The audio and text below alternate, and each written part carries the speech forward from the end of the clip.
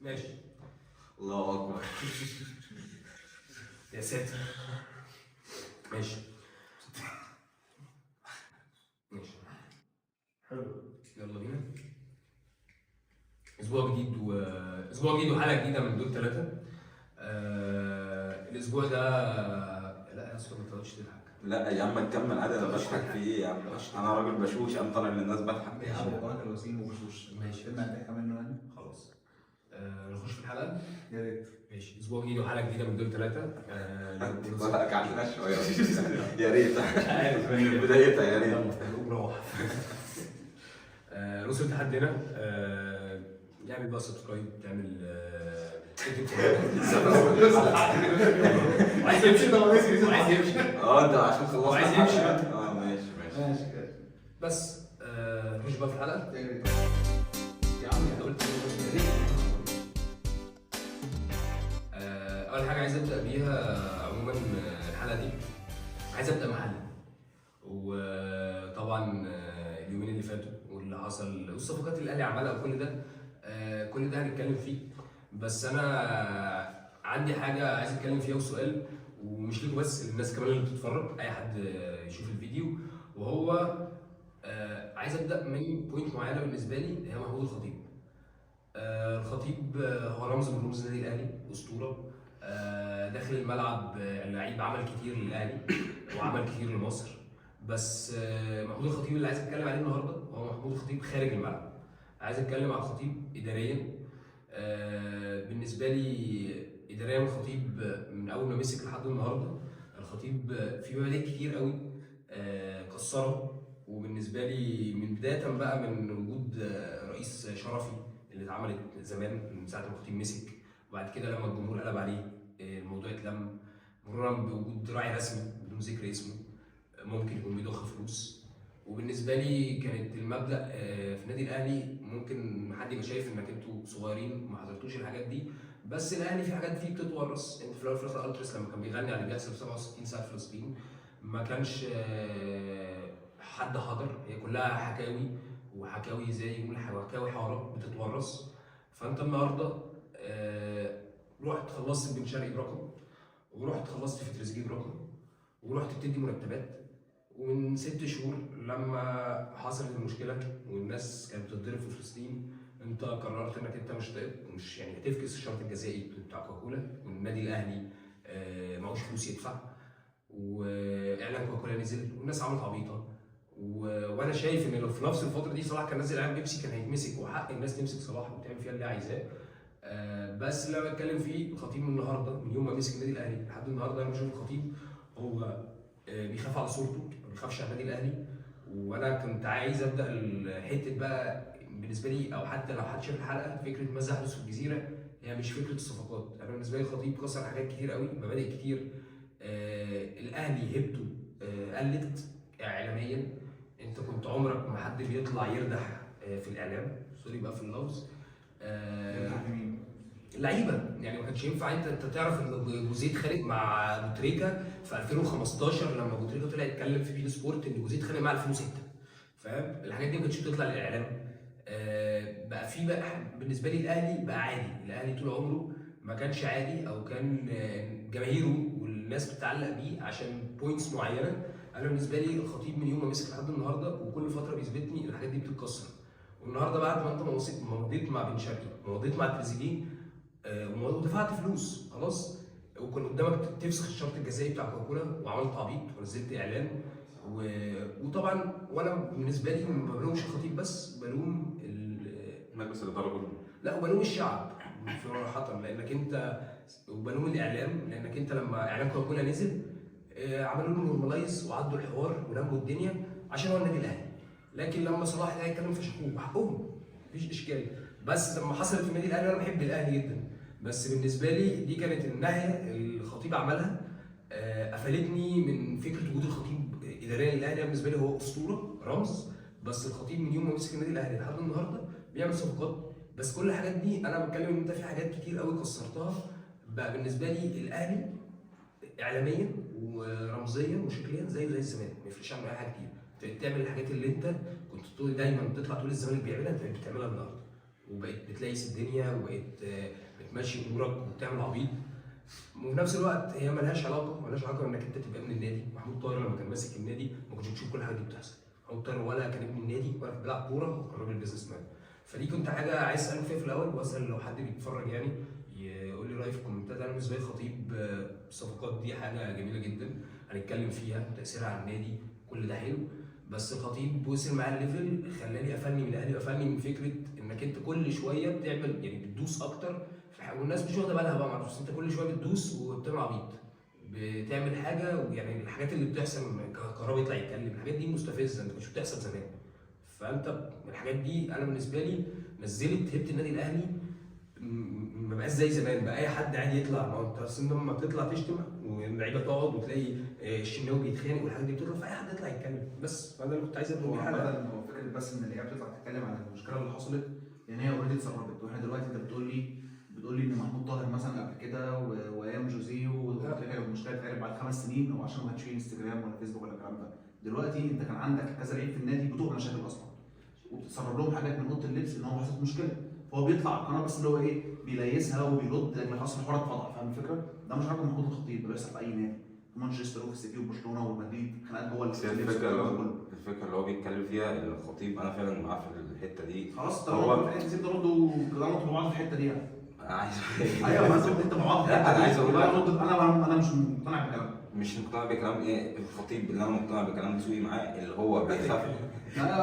كلمه كل واحد ايه يا عم انت هتقوم تضربني ولا لا ما انا بس صحتني منرفزاني على فكره، عايز اتكلم. لا انا ما عنديش مانع، بس انا انا هو لا هو فعلا اللي هو ممكن بيخاف على صورته، او لما بتحصل مشكله بيطلع يحاول اللي هو يلمها بسرعه، بس ما بيحلش المشكله اللي جوه، لان المشكله دي بتتكرر تاني. فاهم يعني؟ هي بتبقى حاجه حصلت ماشي هنلمها وبتاع، بس بتحصل تاني قدام. فهي الفكره اللي هو زي ما سوي قال، انا معاه في الحته دي، اللي هو بشكل اكبر هو بيخاف على صورته هو، اللي هو بقى تاريخه والجو ده وكل ده. انا شايف ان مشكله الخطيب كلها في المرحله اللي فاتت دي كلها ان سعد عفيظ هو اللي ماشي. انت هناك شويه. طب ما انا اتكلمت انا هناك يا حبيبي. لا معرفش انا كمان.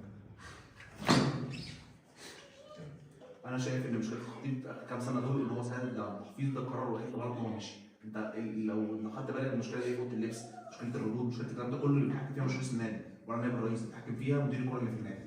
سعد عبد لما مشي جيب مش عارف بداله مش عارف محمد رمضان ومش عارف بيقول لك انا هيجيبوا وليد سليمان وحاجات كان موجوده قبليه خالد بيبو تقريبا قبل محمد رمضان. بيبو بقى محمد رمضان فقرارات متخلفه هي بقى دي اللي بتخلي اوضه اللبس سايبه في خناقات جوه بتحصل، بيطلع اعلام بمزاجه يرجع متاخر، ده غلط جدا. ده بالنسبه للكلام في الاعلام. بالنسبه بقى كوكولا، بالنسبه انك كنت ممكن تفسخ العقد، بالنسبه ان انت ساعتها انت معيش فلوس. اصل هو هيبقى اسمه موقف لما انا افتكره كمان 20 سنه لما بقول ان الاهلي والله ما كانش معاه مثلا، كان الشرط الجزائي ب 10 جنيه والاهلي كان معاه 20 جنيه فدفع 10 جنيه ودفع نص الميزانيه. طب انا بقول لك يعني معظم الاعلانات اللي اتصورت كانت مصوره دي اصلا ايه؟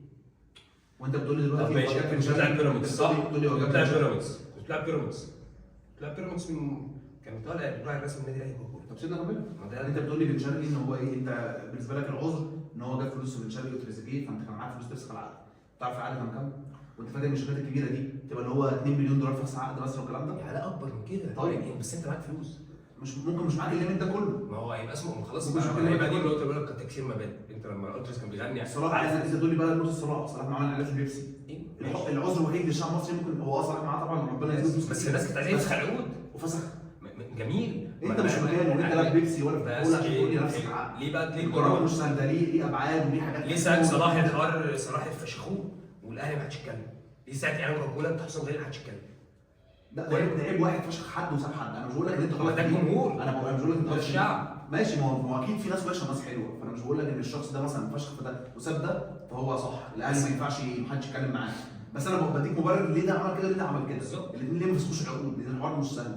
انت اكيد الناس دي لما مثلا متعاقده مع ناس زي النادي الاهلي او لعيب كبير زي محمد صلاح فعشان يعجزوا في حته فسخ العقد ده مبلغ كبير، وانت اصلا مش تفسخ العقد ده براند كبير وشرف ليك والكلام ده، بس حصل المشكله نفسخ العقد عشان نفسخ العقد دي اصلا الحوار مش سهل، فانت ما ينفعش. بص اقول لك ساعتها اتقال ان الفيديو الاعلان اتصور وخلاص ومش عارف ايه، وبعد كده مفيش.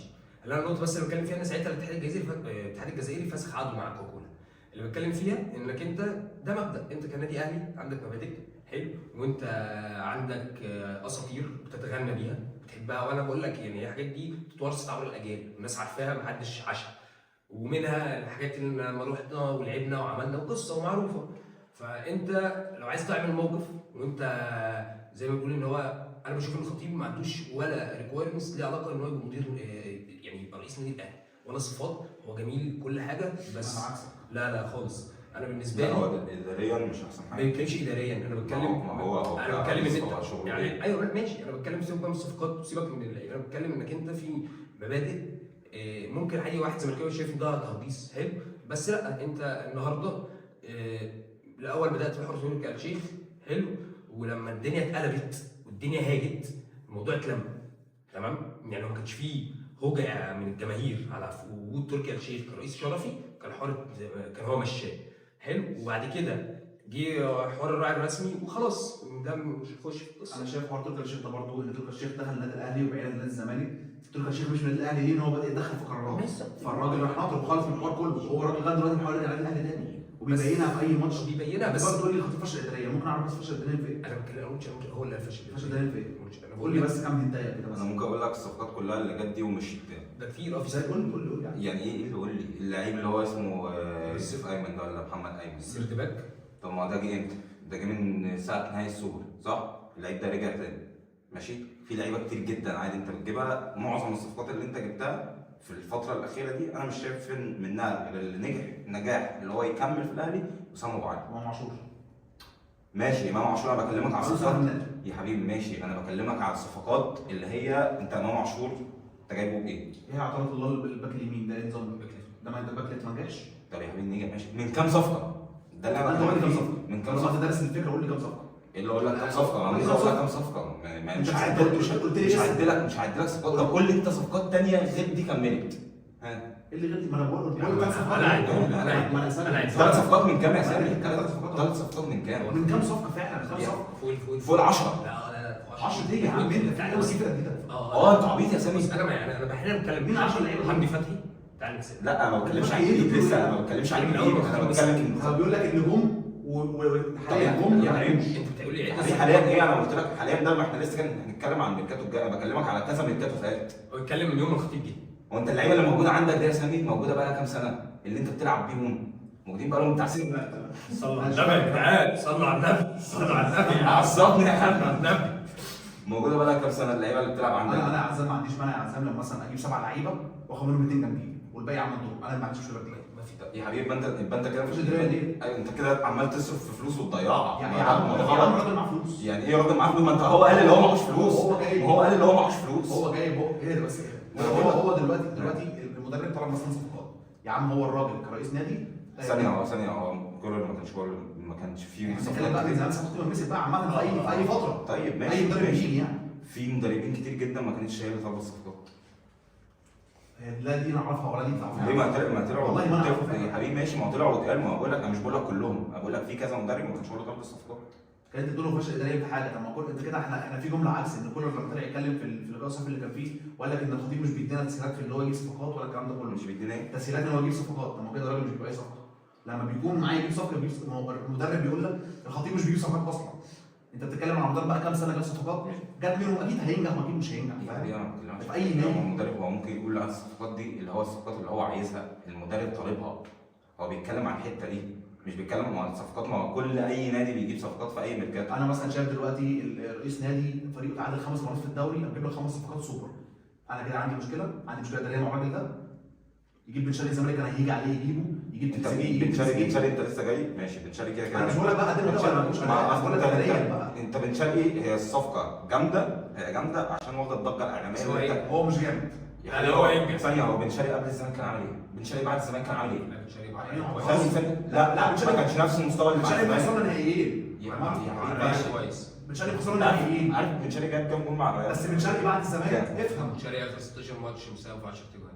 بن شرقي مع الريال كل عارف جايب كام جول؟ بتكلم الفورمه اللي هو جاي عليها تريزيجيه يا 11 اسطى. جول. بن شرقي تريزيجيه. انا ما عنديش مشكله في فكره بن شرقي. انا بقول لك صفقه بن شرقي الجماهير فرحانه بيها، حقها طبعا وكل حاجه، عشان الضجه الاعلاميه اللي بن شرقي جاي على الاهلي مش على الزمالك، بعد ما كان بيلعب زي طبيعي اي صفقه بتيجي من انا بالنسبه لي الزمالك بن شرقي اهم بكتير من امام عاشور.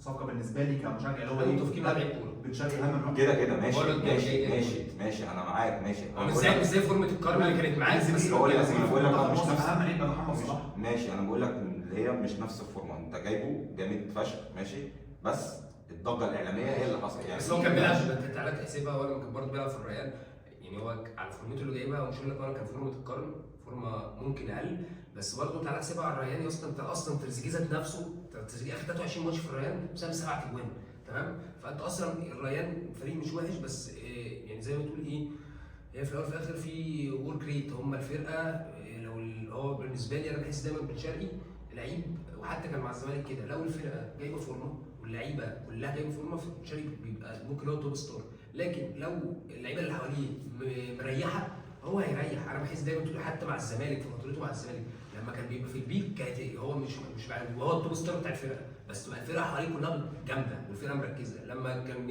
يبتدي الدنيا تقل من حواليه، بن شرقي عادي بيبقى الافرج الحلو الجميل، وبيبقى بيديك لمسه مختلفه كده كده عنده، ولكن بيقل. وانا عشان كده بقول لك دي ورك ريت، فوجوده في الاهلي مع عناصر هيقدم كوره حلوه، انا ما بتكلمش فيه يا وحته ابني انا ما عنديش مانع في كده، من شويه قلت لك اللي هو صفقه جامده، انا كل النقطه اللي انا اتكلمت فيها حته الضجه الاعلاميه بس اللي هي الصفقه. انت قلت لي هو جايب لك 5 صفقات سوبر دلوقتي، فاهم؟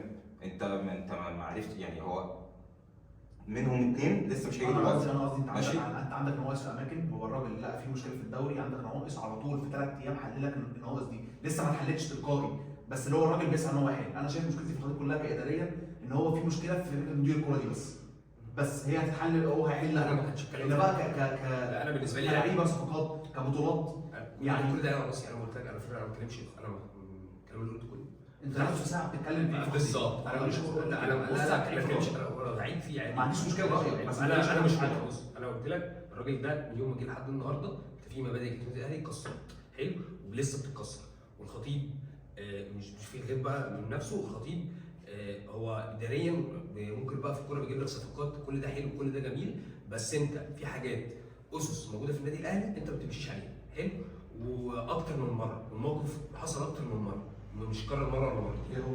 انا بقول لك اهو، انت حوار تركي آل الشيخ، بعد كده رحت يا عم جبت العرجاني راعي رسمي، رحت جبت العرجاني يا صاحبي، رحت جبت العرجاني راعي رسمي، خلاص العرجاني جه بقى راعي رسمي النادي الاهلي، تمام، حلو.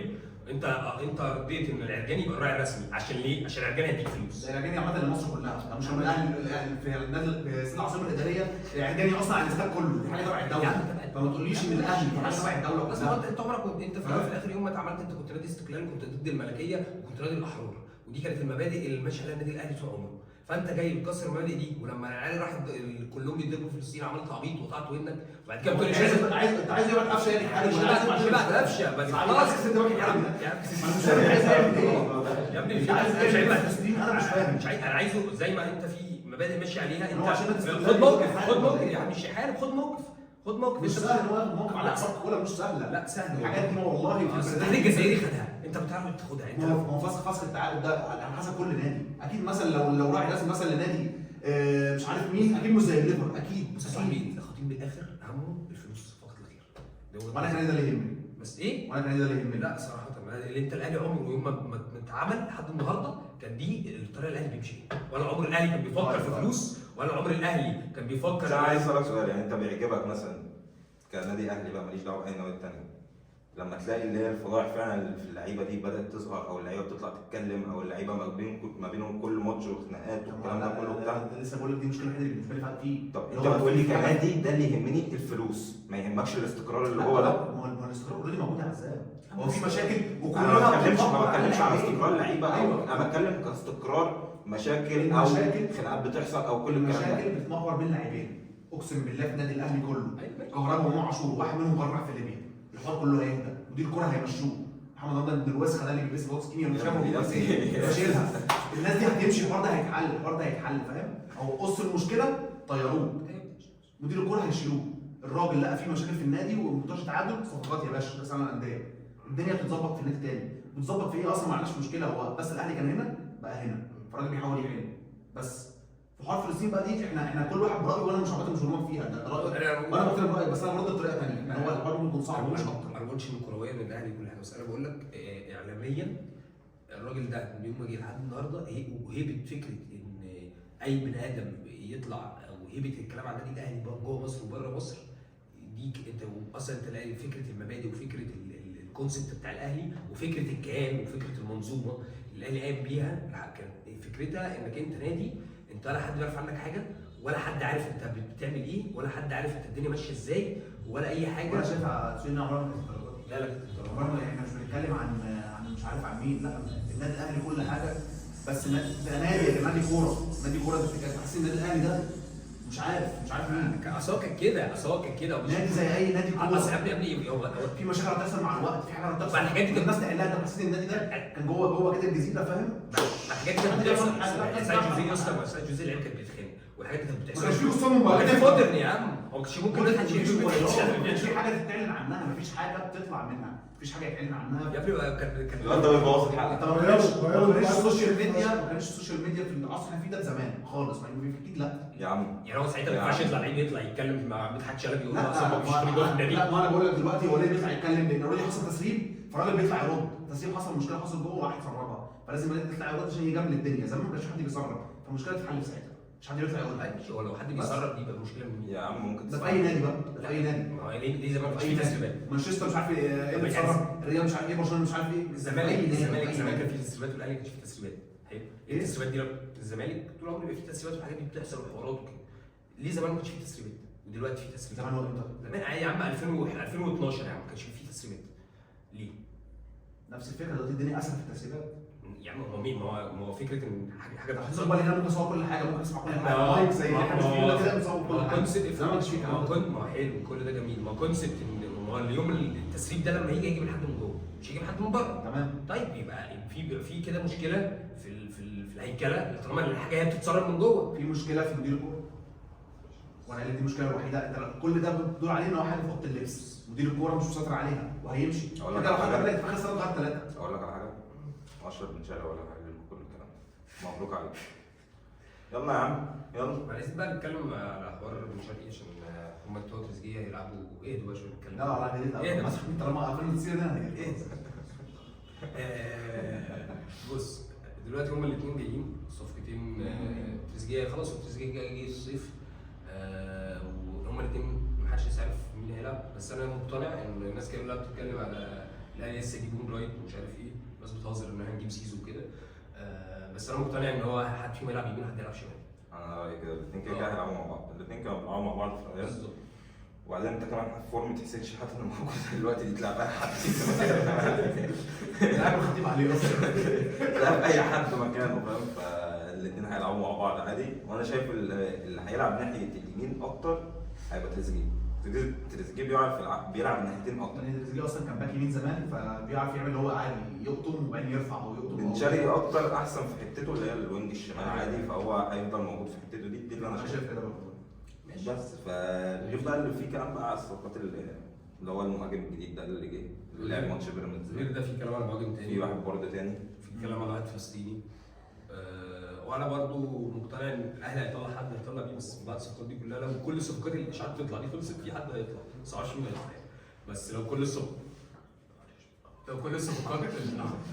الصفقات اللي هي اللي جت دي يعني اشاعات على الفلسطيني ده، لو جه في الصيف لو من الدنمارك، لو جبت المهاجم التاني اللي كولر عايزه، في كلام ان الاهلي ممكن يخلص فيه، فانت مخلص كده في 5 صفقات وفي عقود، ففي حد هيطلع.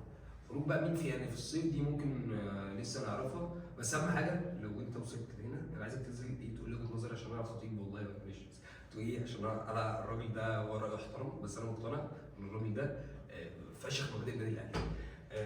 ومن الاهلي بقى ايه، انا عايز اروح لحته ثانيه وهي ايه؟ نادي الزمالك. تمام خلاص. دلوقتي الزمالك المشكله الكبرى مشي بقالها كتير خلاص. مرتضى منصور مشي. ما اشيل الحته دي بالله عليك.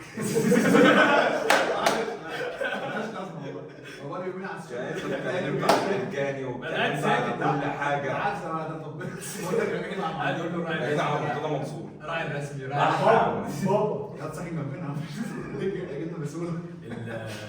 المشكله الكبرى في نادي الزمالك او المشكله اللي الجماهير كلها كانت بتتكلم عليها باذن الله الشخص المعين اللي كان ممكن الناس شايفه ان هو المشكله، الراجل مشي وطبعا النادي عليه ديون وكل حاجه، بس انا من يوم يعني دايما نادي الزمالك بس خد بالك هو برضه المشكله دلوقتي برضه في مجلس الاداره. أو اي مجلس اداره فيه مشاكل فاهم يعني اللي جم ما حدش حل حاجه. انت شايف المشاكل في ايه؟ شايف هم كانوا المفروض يجوا يحلوا ايه وما حلوش؟ مش حكايه يجوا يحلوا ايه، هو كده كده النادي كان متساب بايظ وهم بيحاولوا، بس في حاجات فاهم يعني يعني انا شايف اللي بيحصل مع تجديد زيزو بقى والحوارات دي كلها وتجديد العقود ده عبط. اللي عايز يجدد جدد له، اللي مش عايز يمشي. كل بقى الكلام اللي عمال يتقال في الاعلام والسوشيال ميديا والارقام اللي بتتقال وبتاع، اقفل كل ده. اللعيب عايز يجدد ده اللي موجود كذا كذا كذا، هتجدد مش هتجدد خلاص شوف له بقى بيع اي لعيب مهما كان مين. انا ده رايي. بس يمكن مش هيعملوا كده مع لعيب زي زيزو بالذات، يعني كلامه صح بس ما هو ليه ايه؟ ما هو انت دلوقتي زيزو ده اهم واحد في الفرقه، فهم يمكن زيزو بقى بتاع 5 6 ماتشات عشان هو اظن هو عشان طب خلاص يبقى فكره التجديد دي اصلا الولاد مش عارف هيمشي هيجدد خد قرار بقى في الحته دي، خد قرار. النادي عمال يعشم اصبر يومين ثلاثه نشوف حل يصبر. ما هو ده اللي انا بتكلم عليه بقى في مجلس الاداره، الاثنين. ما ده اللي انا بتكلم عليه في مجلس الاداره. انت بتعشم وبتعشم الجماهير وصفقات جايه ومش عارف ايه، خد قرارات. زيزو مش هيجدد مشيه، حاول تبيعه بفلوس، دخل فلوس للنادي، خلاص مش هتعرف تمشيه بفلوس، كده كده هيمشي فري، هيروح بقى الحته اللي هو هيروحها فاهم. ترانسفير ماركت كان منزل ان هو جاي الاهلي من يوم مش هو اكيد البرنامج خير فاهم يعني اي لعيب كان في الزمالك عملوا اهلي هو يتجنن بس والله. لا بس بص انا بشوف ان هو اللي فهمته في حمام الصدر ان هم قعدوا مع زيزو قبل ما عقده يتفسخ ب4 ساعات او ساعتين. فسخ يعني يبتدي خلاص يقرب اما يخش يعني في الفتره اللي هو ممكن يمضي لاي نادي. خلاص قعدوا معاه متاخر قوي. بس انا المشكله ان الزمالك هو في لوب من يوم ما اتفرجت على او وعيت على كوره. هو الزمالك زي ما هو ما بيطلع سنه سنتين ويعمل حدوته قصه يموت بقى يعني فاهم. حتى زمان احسن فتره كانت نهايه القرن، انا شفتها انا عشرتها يعني للزمالك من 19 ل 21 دي كانت بالنسبه لي احسن فتره شفت فيها الزمالك. قبل كده كان طبعا شيكابالا وكده والدنيا حلوه كايه كل حاجه الحته دي كانت هاديه في الزمالك، اللعيبه موجوده بقى مبسوطه في النادي بيلعبوا طبعا بيتمرنوا. انت عندك 2014 و15 كانت كده. احنا ماشي ما عنديش مانع نتكلم على ماشي، نتكلم على بدايتها. ايه؟ احنا بنتكلم انا فاهم بقى الفتره دي كانت كويسه بتكلم على اللي هو مش من زمان يعني فاهم، بس هي دي هو بيقول لك بقى كده هو بيقول لك اخر فتره ما ما ده اخر فتره ده الطبيعي، هي احسن دي كانت فتره. مع ان الفتره دي انت يعني انت اللي انت بتتكلم عليها ساعه نهايه القرن دي انت ما خدتش يعني خدت دوري بعديه، خدت دوريين بعديه فاهم. ساعتها ما خدتش دوري. دي الفكره بقى البروجريس مش صح فاهم يعني انت حظك يعني نهايه القرن انا شايف ان هو كان 50 الزمالك ما خدوش خلاص، بس النادي كان ماشي في طريق حلو اللي هو ايه سنه ما خدش حاجه بس السنه اللي بعديها بيكمل. الزمالك كل فتره لما تلاقي عامل فرقه حلوه او بيلد اب حلو بتحس ان الفرقه بعديها بسنتين اللعيبه ماشيه بيعيدوا من الاول فاهم، بيجوا صفقات قد كده فالنادي بيقف في دي بقى فاهم الفكره؟ بس مش هيجيبوا صفقات اصلا، بس يعني بتكلم ان انت ليه يا عم في صفقتين جم خلصوا، في واحد من فاركو وواحد تاني من جونه، في كلام على واحد بتاع زد دمار بيجيبوا عيال صغيره والله ما اعرفش مين العيال دي اصلا، ما اعرفهمش بجد. بس فانا كان عايز اسال في الزمالك، هو الزمالك هي نفس اللوب، وانا شايف انه مجلس الاداره يعني انت جالك واحد انت شايفه صارم وشايفه بيعمل مشاكل، انت كان عندك واحد صارم وشايفه بيعمل مشاكل ورئيس مجلس اداره اهدى شويه خلاص يعني عندك حد كان انت شايفه ان هو ممكن بيؤدي الى مشاكل خلاص، بس كان عارف يمشيها. يمكن النادي بيمشي كده خلاص. لا بص بص يعني انا اقتناعي كان هو الوحيد اللي يعرف يمشيها بالطريقه دي فاهم، وهو عامل كده عشان هو الوحيد اللي يعرف يمشيها بالطريقه دي، عشان لما يمشي النادي يخش في الحته دي تاني. بس هو جالك الطيب الكيوت ما فيش، جالك شخص محترم مهندم بيلبس بدله جميل ويبتسم برضه نفس المشاكل هي ده اللي انا بقول لك. انا بقول لك التاني كان فاهم، انا فاكر جروس الفيديو بتاع جروس خلاص قال له انت الملك هنا انا ولا صاحب بره. دي سنين فضايح وحاجه جامده يعني قال له المساعد بتاعك بس- شويه شفت شويه بتاعت شباب بيتكلموا عني خلاص انت عارف الفيديو ده بس الفيديو بص، بتاعته. بره بقى حته مجلس الاداره كده، انا شايف كفرقه او كمدرب او كده يعني في تحسن كده كده. يعني جروس في تحسن، واللي انا سمعته اللي جروس هو طلب الصفقات اللي جت دي، فدي لو حاجه كويسه. هو يعني الصفقات دي هو شافها هو عايزها، وفي اداء بيتحسن في لعيبه. يعني انا بالنسبه لي مصطفى شلبي ده ما يقعدش في النادي، مع انه ساعات ماتشات بيبقى حلو. شفت انت اللقطه لما طلع بره على الاعلان؟ فتحي عند الاعلانات. فانا بالنسبه لي اللعيب ده ما يقعدش في النادي، بجد بجد وحش قوي. بس كان جامد عليه كان جامد، جه الزمالك خلاص يبقى ده مش لعيب ينفع يلعب في اهلي في والزمالك. الانبي في المقصه في المقاولين في لعيبه ما تنفعش اهلي وزمالك. بص ما اعتقادي ينفعش غير تشتمها، فاهم؟ اعتقادي ما بقاش في ضغط الجمهور بتاع زمان، يعني في سوشيال ميديا. ايوه السوشيال ميديا بيأثر، ما ينفعش زمايلي ينزل عليه خلك ضغط السوشيال ميديا دلوقتي عادي بعد ارخم. ما قفلت موبايلك خلصت يعني. ما هي الناس دي ما بتقفلش موبايلها ده. ماشي يعني شفت قبل كده ساعه يعني انت تلعب قدام 70000 تشتم ولا تقفل موبايلك خلاص. ساعه السوبر المصري اللي انتوا كسبتوه مننا في السعوديه بعد السوبر الافريقي، فامام عاشور كان طالع، كان ساعتها في اللي هو حوار ما بينه وما بين دونجا ده وبتاع. ودونجا كان ساعتها في محبوس وبتاع. فهو كان طالع بعد ما كسبتوا الماتش، فالمذيع بيساله يعني ايه بتتابع السوشيال ميديا وبتاع وكده؟ قال له لا والله ما بتابعش السوشيال ميديا خالص وماليش دعوه باي حاجه وبتاع وكده. فالمهم ساعتها ابراهيم فايق بيجيب اللعيبه فوق، فاحتلم مع ابراهيم فايق، فقال له ايه رايك في السوشيال ميديا وبتاع؟ قال له بص يا كابتن مفيش ولا لعيب مصري ما بيتابعش السوشيال ميديا. شفتها؟ مفيش لعيب مصري ما بيتابعش السوشيال ميديا، فاهم؟ فدي عقليات اللعيبه اللي موجوده دلوقتي، انا ما بتكلمش على شخص، دي عقليات اللعيبه اللي موجوده كلها حرفيا. انا قصدي يعني تاثيرها كده كده كبير جدا، بس قصدي عوامل انك تنعزل عنها اسهل من 70000 قدام جمهور بتلعب اهلي والزمالك بتتشتم. اكيد كده، فاهم قصدي؟ بس بتكلم ان هو لا عادي يعني، وفي الاول وفي الاخر في ضغط في الزمالك، بس يعني مش قصدي حاجه، هو كان كويس في انبي، بس هل مثلا دي منظومه؟ لان عادي انت ممكن، اصل انت جبت كام صفقه ونجحت، يعني انت لما تشوفها انت كل الصفقات اللي جبتها اخر فتره مفيش حد جه اللي هو يعني عمل حاجه، فممكن تبقى عادي هي، وغير انك اصلا ما بتدفعش مرتبات، وبرضه انت في الاول وفي الاخر طب ما ده بقول لك ده عيب اداره. ايوه عشان كده بقول لك انت كان عندك الوحش وكان عارف يمشيها وكان عارف ممكن ممكن النادي محتاج يمشي كده. ما كان ساعات كتير جدا في فلوس متاخره جدا كده للعيبه كده على طول كده دي حاجه على طول موجوده في نادي الزمالك يعني. بس. طب ده بالنسبه لمعلي انا عايز اسال سؤال بس، مع صفقات الاهلي اللي جابها دي وتريزيجيه اللي هيوصل في الصيف والكلام ده، شايفين الاهلي ممكن يعمل حاجه في كاس العالم للانديه؟ الاهلي لازم يعمل كده، الصفقات بقى دي لازم يعمل حاجه. تسالني عن رايي انا ماليش دعوه بالصفقات او اي حاجه. لا انا سؤالي على الصفقات اصلا، الصفقات دي يعني الاهلي اوريدي مثلا كان من اسبوع كان سكواد معين مع الخمسه زياده دول، هيعمل حاجه في ماشي، ما هو على حسب ما هو بيقول لك في لسه في فتره كده في فتره. جبت يعني سيبك حاليا، سيبك من هيجوا امتى، بس جبت تريزيجيه جبت نص حمدي مهاجم، جبت حمدي فتحي، تريزيجيه جبت بن شرقي، جبت احمد عيش، وجبت الواد المهاجم. أيوة. 5 صفقات وهجيب لسه في واحد تاني كمان اصلا جه تقريبا اللي هو بتاع بتروجيت، مهاجم بتروجيت احمد رضا. انت كده جبت 6 صفقات تمام. أيوة. طبعا في منهم اعاره لكاس العالم بس بس حاسس ان مصطفى علي هيمشي في الصيف. سامو علي؟ لا ما اظنش الواد ده هيبقى عليه كاس العالم، المهاجم بتاعنا كاس العالم للانديه. ما اعرفش ممكن بعد كاس العالم بس الواد ده هيتباع برقم في السعوديه.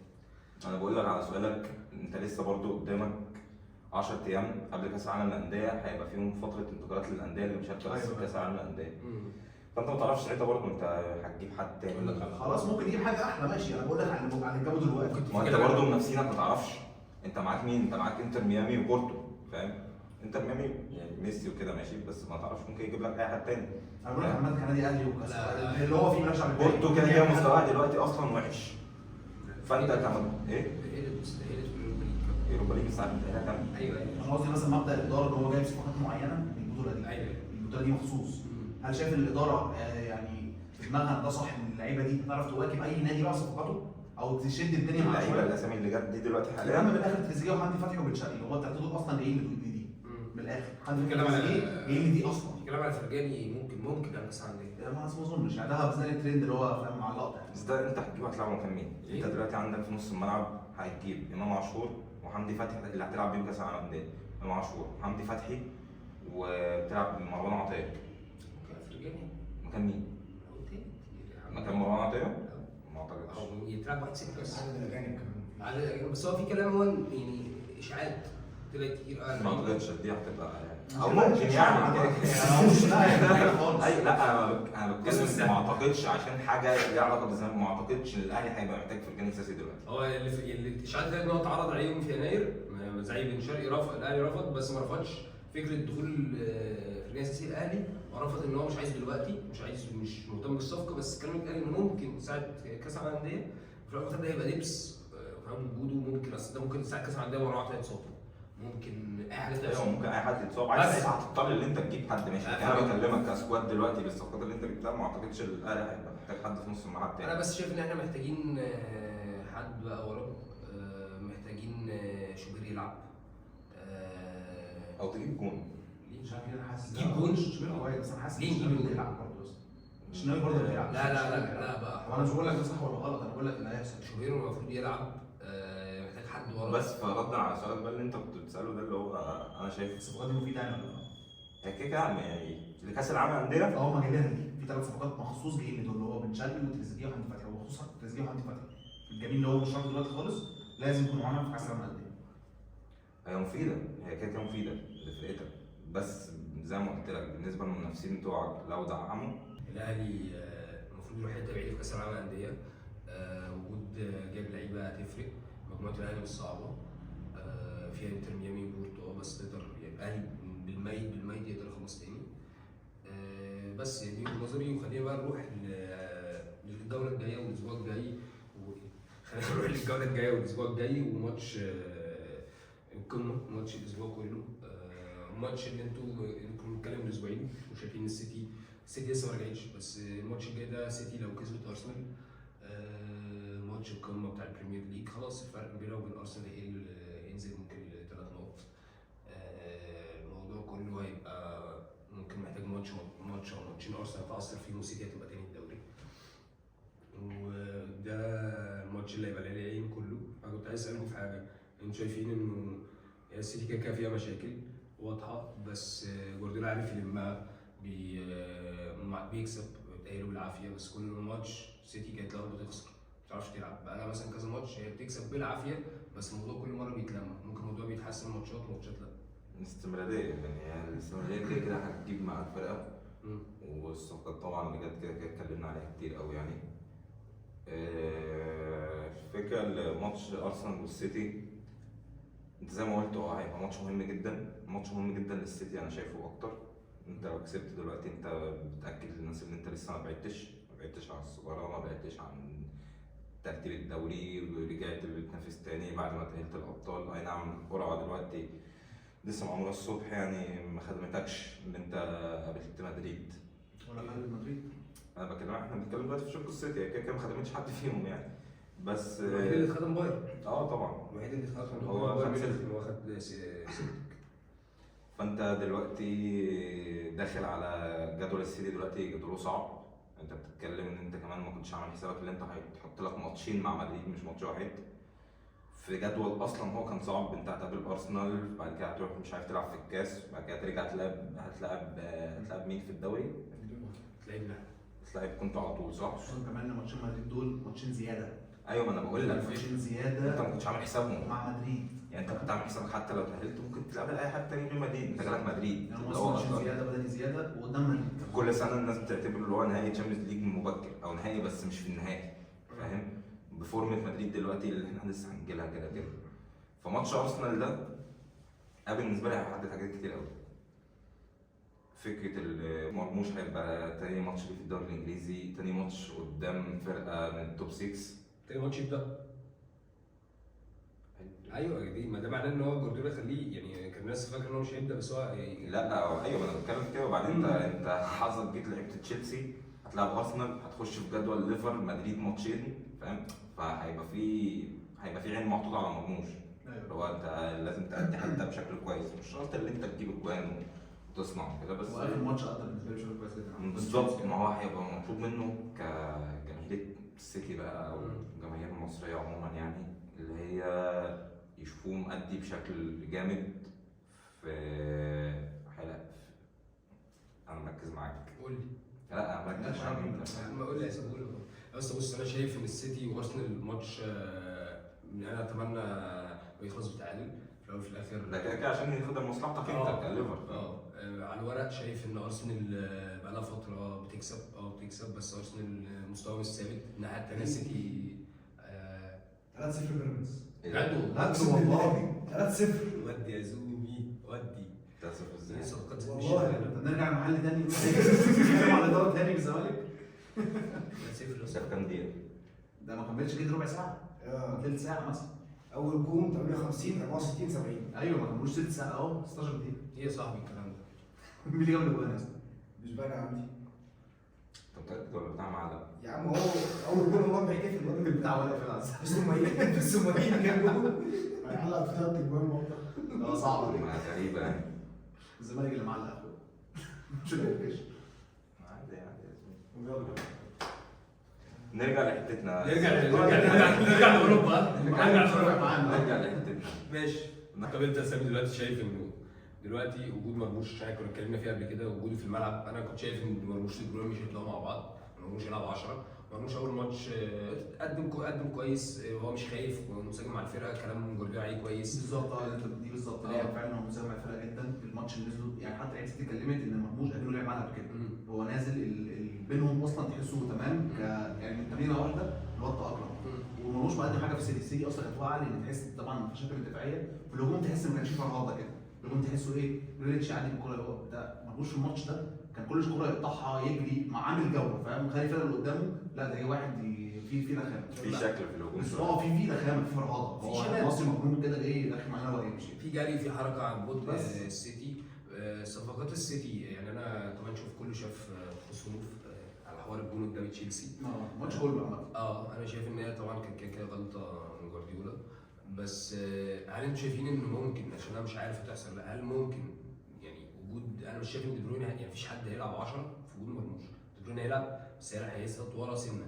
بس هل انتوا شايفين انه ممكن انا شايف ان مشكله السيتي في نص الملعب غير المشاكل البطء نص الملعب. انت بتلعب فرق البريمير ليج كلها كره يعني البريمير ليج كره سريعه جدا، وانت بقى عندك ثلاثه بطاء قوي في فكره ابتدوا يكبروا بطاء قوي في فكره بينقلوا الكوره حلو بس فكره الرد وانه يروحوا ويرجعوا. هل انتوا شايفين انه انا فكره وجود دي بروين، هل دي بروين ممكن فعلا ان هو يرجعه يلعب قدامه بمرموش ويلعب في ظهره كوفازيتش مثلا يطلع جوندوجان او يلعب بجوندوجان 6 او يلعب بدي بروين 8 قدامه مرموش 10؟ بص انا شايف الحته دي اللي هتبقى صعبه. اقول لك ليه. انت دي بروين لو رجعت ورا شويه انت هتفقد الجزء الهجوميه بتاعه الكبير ماشي. دي بروين دلوقتي ما بقاش حتى اصلا في الجزء الهجومي قادر يديك زي من سنتين مثلا من 3 سنين. فانت لو خسرته اصلا في الجزء الهجومي انت اكنك بتخسره اصلا في الماتش كله يعني. لان دي بروين انا شايف ان هو مش هيدي لك بشكل جامد جدا في الدفاع او الشكل اللي هو يقدر يرجع لك ويطلع بالكره تاني والكلام ده كله. فحته دي بروين انا برضو كنت قلت لك انا مختلف معاك في الحته دي. دي بروين عادي هيفضل هو بيلعب 10 ومرموش هيلعب في الوينج. ده اللي هيفضل يحصل. انا مش شايف ان دي بروين هيرجع ورا لان فعلا لو رجع ورا انت دي بروين اختفى من الملعب. انا اعتقادي ان مرموش جاي عشان نقله الكوره او ترانزيشن الملعب من الهجوم للدفاع اللي هي بيبقى مثلا قايمه بنسبه كبيره على لعيب الدور رقم 10 خلاص. اللي ممكن بيعملها مثلا قريب اللي مرموش بيعملها فلوريان ريدز في باير ليفركوزن. فانا بالنسبه لي انا حاسس ان هو جوارديولا مش جايبه عشان وينج، مش جايبه عشان يمسك له اللاين لان سافينيو قشطه بس هو بص هو عايز اقول لك حاجه معلش. هو مش جايب لعيب عنده قدره تهديفيه وقدره اللي هو يعني قدره على المرمى جامده اللي هو في الاخر يخليه هو يعني مش كده هيروح على الجون. بس انت كده انت برضو انت بتحجمه في حته اللي هو الحته التهديفيه مش هتبقى عنده عاليه زي لما يكون هو بيلعب وينج. اللي هو كده كله هيتحجم في وجود وينج 10 مفيش حد هيبقى لا بس هو لو وينج مش هيبقى زي 10 مثلا زي اللي هو بيطلع بالكوره هو لا مش هيطلع بالكوره. ما بتكلمش في طلع الكوره، بتكلم في انك انت دلوقتي مثلا الكوره مع جوندوجان مع كوفازيتش فانت بتبني الهجمه حلو. فكره انك مثلا لو هتطلع بالمرتده فكره انك هترانزيت يعني هتقلب الملعب بسرعه القلبه دي من نص الملعب انت هتحتاج مرموش فيها قدام. انت لو خدت بالك اللي مميز مرموش ان هو في الاثنين دول. ايوه ماشي. اصلا جوارديولا جايبه اللي هو لعيب يكون يعني بيعرف يحط بين المدافعين وبيجري فجاه على الجول وفي نفس الوقت يكون لعيب بيعرف يستلم في نص الملعب ويمشي اللعب. مرموش فيه ميزه يكون بيلعب في نص الملعب وفجاه بتلاقيه جري واللعيب معاه يلعبها له. فمرموش دي ميزه مش في هالاند. هالاند اللي هو ايه في نص الملعب اللي هو يلعب معاك وبتاع ويجي وفجاه تلاقيه قدام الجول. لا ملوش في دي. فانت كلامك صح وانت كلامك صح، ملوش هيعمل الاثنين، وجوارديولا جاب عشان كده. ليه يجيب لعيب في اول سيزون دي سيزون جامد فيه مثلا النقطتين 90 كلها مليون؟ اللي هي المعزول اللي هو لا مش جايبه اللي هو يلعب 10 صريح او اللي هو لا هيكون هو في الاثنين. انا حاسس ان دي كانت حسب الماتش. يعني انا حاسب الماتش ده طبعا، بس حاسس ان السيتي كونجات يعني ماتش ان دوكو او جيري الناس دي مقدمه موسم ممكن هو سفيني شويه، بس الاخر حلقه الوصل ما بين النقله دي مش موجوده، يعني هي دي اللي بتكلم فيها. حقيقة هو بس مش هيعملها. بس هي دي اللي النقطه اللي بقول لكش ان هو مش هيلعبوا شمال، مش هيلعبوا يمين، لو احتاجوا هيلعبوا، بس زي نفس فكره دور رافينيا مع برشلونه بيلعب 10. رافينيا بيلعب مع برشلونه 10 هي نفس الفكره، هي فكره ان هو اللعيب الكوير اللي هو لو راح على الجون، يعني رافينيا لو عدى وراح على الجون هيجيب الجون. رافينيا لما بيلعب 10 ب 10 مقدم دور كويس، وفجاه تلاقيه عمل دور وينج، هو بس. لوحده، هو ارتجاليه مش فاهم، هو لوحده جري على الجون، هو هجمه حلوه مثلا مع بدري ومع اي لعيب جري على الجون جاب لك جون، ملوش في دي، هو هيمشي لك الريتم حلو، وفجاه هتلاقيه هو مع بقى في التمارين والكلام ده جري على الجون جاب لك الجون، دي ميزه مرموش مش في هالاند. مثلا انت بتقول ان هالاند ما انت عندك لعيب زي هالاند، فلو انت اللي قلتها ان هو في وجود هالاند مرموش مش عارف مش هيكون ايه، لا هو مرموش هيعمل الاثنين، وجود هالاند عادي. هو بيقول لي حاجات ارتجاليه بقى من مرموش بيقول لي لو لعبوا 10 لو لعبوا وينج مرموش لو لعبوا 10 هتحجموا كقدره تدافع الوينج، بيقول هو في وجود هالاند في كود في كيكا اي لعيب، بس في يعني اي حد هيقطع اي وينج هيقطع من 18 بيجري هيرفع كوره، يعني كيكا انت عادي تقطع وتشوف. في ماتش تشيلسي الكوره اللي مرموش اللي شاطها في الجول في اول دقيقه ولا دقيقتين اللي هو طلعت منه دي، مرموش كان فين قبليها ب 10 ثواني، كان في نص ملعب بيلعب معاهم، فجاه مرموش اخترق الثلاث مدافعين وطول بقى منه لما جه يستلمها، بس الاختراقه دي مش حد يعرف يعملها.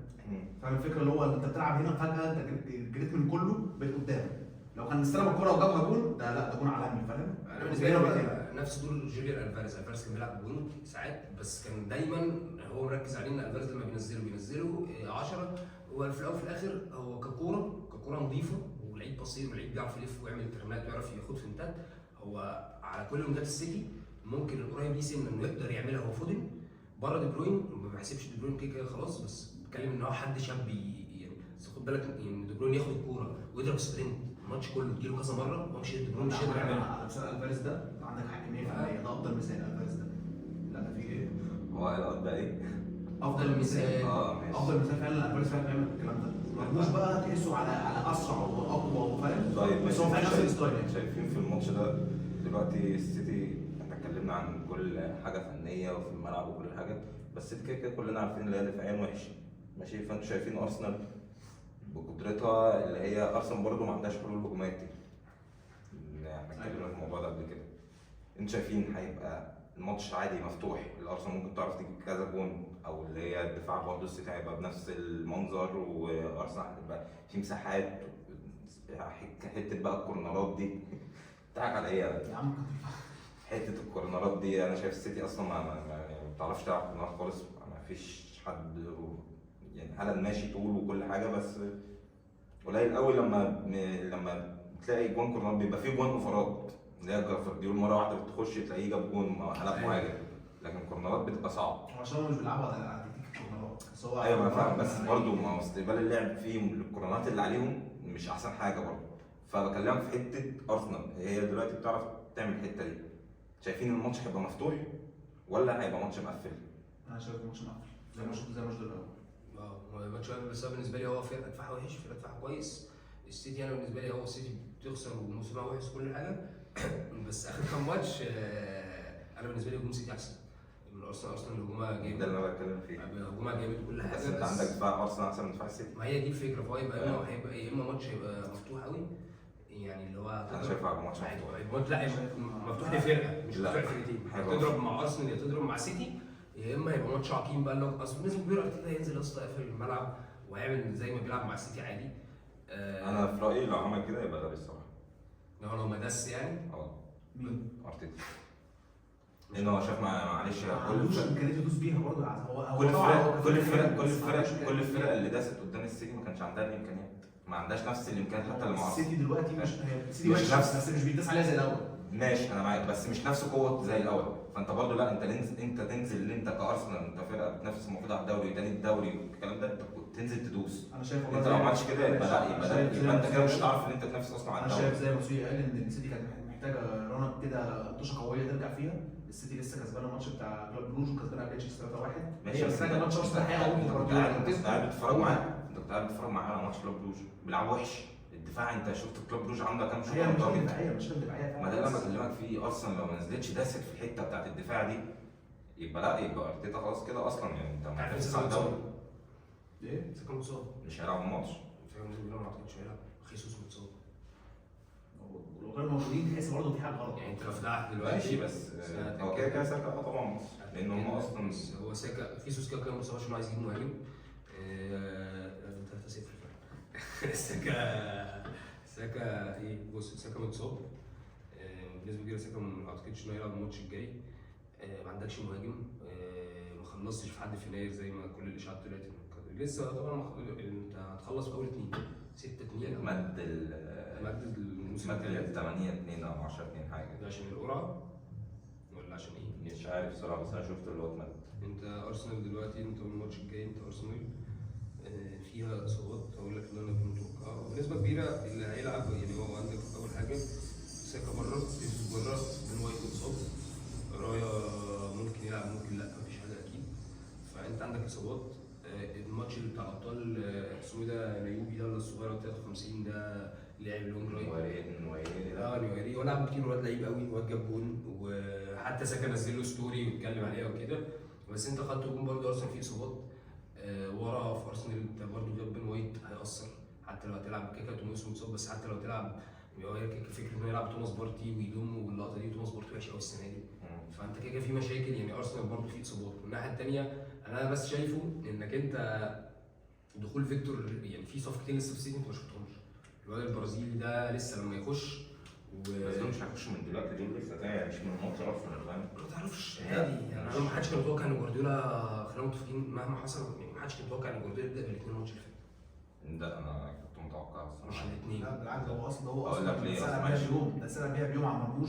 قال لك هو مرموش هيكون معانا وهيعديك. ماشي بس حاجة هو نبات. ممكن ده كلام اعلام عادي، بس انت بتتكلم ان انت جايب صفقتين. انت المفروض اصلا جايب الصفقتين دول عشان يحلوا لك مشاكلك. انت عندك مشاكل دفاعيه، فجايب مدافع المفروض اللي هو جامد. انت اي نعم لسه عيل صغير بس جامد، فانت المفروض جاي خلاص هو هتلعب ده اساسي. جامد، هو كان خايف بس. ايوه يعني كده كده ما قلتش الواد وحش، لا، غلطه طبيعيه عادي فشخ. جايب مهاجم جاي المفروض ينقذك برضه في الحته الهجوميه، فلا طبيعي تبدا بيهم اساسي.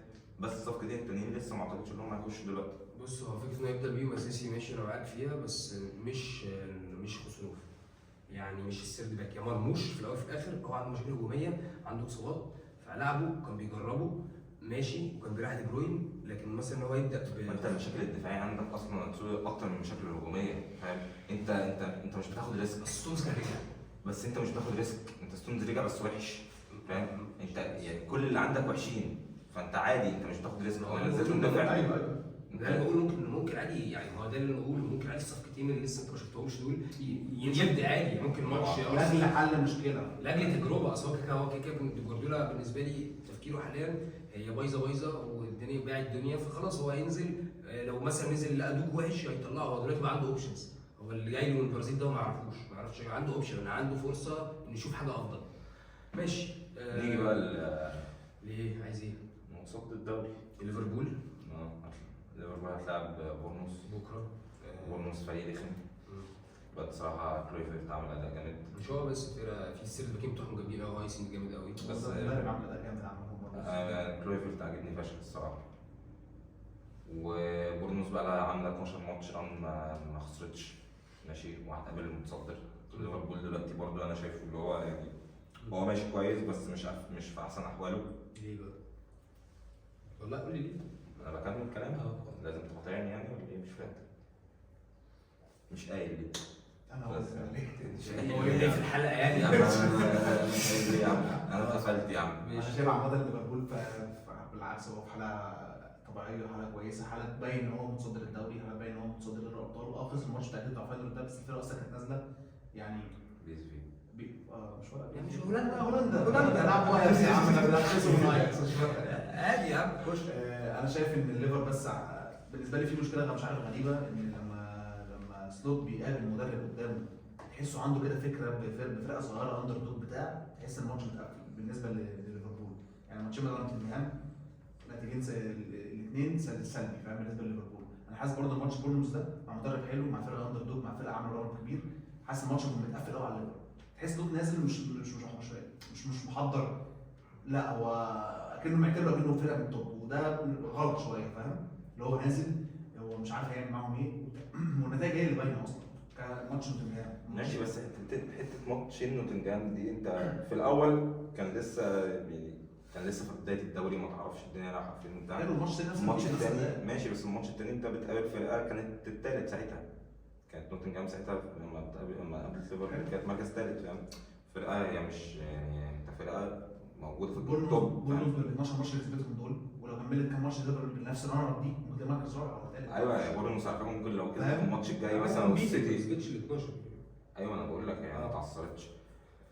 بورنموث لو كسبت الماتش الجاي اللي هو الليفر ده ومثلا السيتي وارسنال تعادلوا او حاجه ممكن ده اللي بقوله لك، هي يعتبر بالنسبه لي فرقه زي نوتنجهام، نفس الفكره، الفرقه الاندر دوج اللي معاها مدرب كويس، اللي نازلين مش قاصدين اي حاجه، احنا نازلين هنرخم وبس وهنلعب لعبه حلوه. فالليفر بقى قدام الفرقه دي هو مش فرقه كتير الصراحه، بس انا بتكلم على ماتش نوتنجهام فورست الماتشين، تحس الليفر كاداء الماتش ده فيه مثلا الفرقه متحوله بمحمد صلاح بكل الناس، بص طالع في الماتشين دول بتحس ان اثنين فرقه، اثنين لعيبه، اثنين مدرب فاهم، ده اللي انا حسيته. فانا شايف ان ماتش بورنموث ده يبقى زي ماتش نوتنجهام، ماتش يخلص سهل، مش شرط بورنموث تكسب، ممكن طبعا الليفر تكسب بس مش اداء الليفر اللي هو الطبيعي بتاعه. وانت رايك ايه؟ انا شايف انه هنكسب، مش حاجه والله، يعني نوتنجهام بتلعب كده كده طريقه لعب نونو سانتو مش طريقه نوتنجهام، يعني لو رحت لعبت في الابطال، لو رحت لعبت حد في الابطال بنفس طريقه لعب نونو سانتو ملهاش علاقه، هو الراجل نازل سيناريو معين بيلعب على كوره او كورتين معينين عايز يعملهم بيعيدهم الماتش كله، ممكن في الدقيقه 8 مشيت او راحت لكريس وود هي الكوره اللي عايز يلعبها في حته معينه بيقعد الماتش كله يعملها، جت بدري عرف كده نونو سانتو انه يقفل.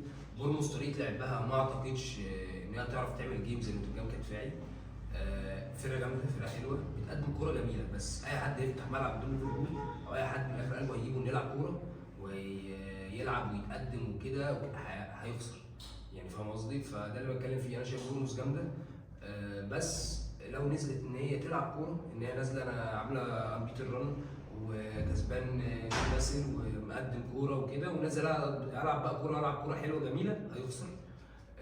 الماتش ممكن يعقرب لانك انت ممكن تنزل تسخف تقفل الملعب، ممكن تنزل مش في حالتك، فساعتها يعني انت الماتش ممكن اصلا تلاقيه نزل بدا يهرب منك، مثلا بورنموث جاب الجون بتاع فاهم.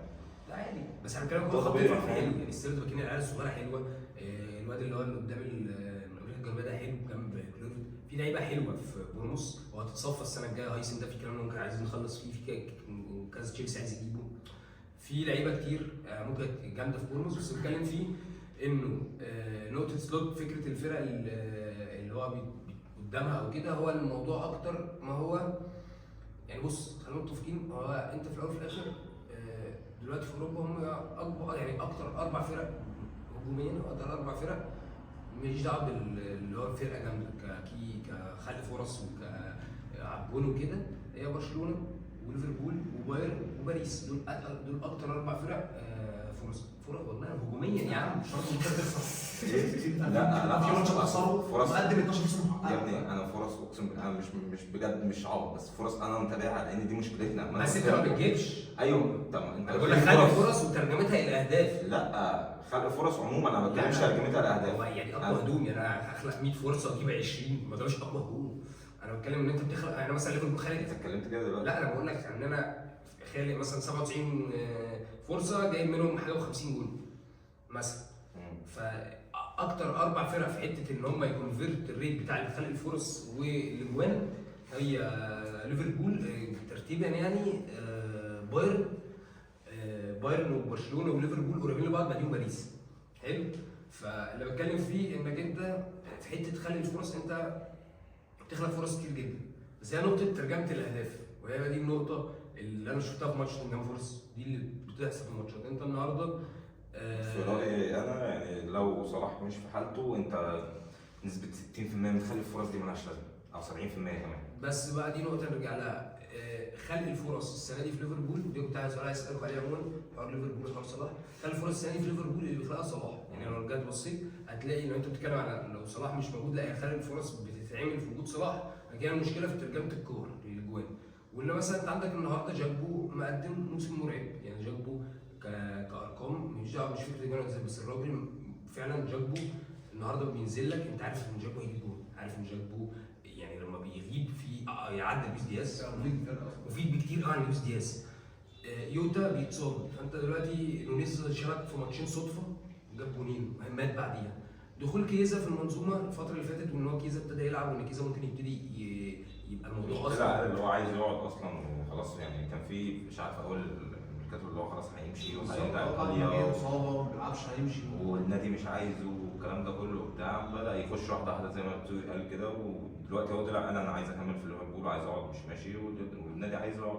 بس فالنقطه اللي بتكلم فيها حته بات هي النقطه انت بتلعب مثلا نوتنهام انت مش تقدر تخلق فرص زي ما بتلعب لما لعبنا مثلا مثلا مش تقدر تجيب كل ده فاهم، بس انت ممكن هتخلق عدد نص عدد الفرص. فبقى المشكله اللي انا بشوفها في ليفربول عموما انك انت ما عندكش مهاجم.